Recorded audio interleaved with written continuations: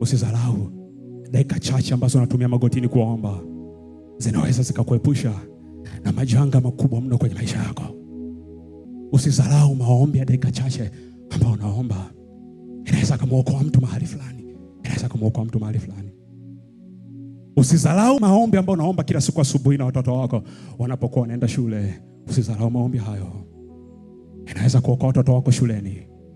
Usidharau maombi ambayo unawasha gari nyumbani, unaomba kwa dakika 2, dakika 3. Usidharau maombi hayo, inaweza kukuokoa na kitu kikubwa sana mbele. Usidharau maombi ambayo unaomba usiku kabla ya kulala, inaweza kukuepusha na mashambulizi mengi ya adui unapokuwa umelala.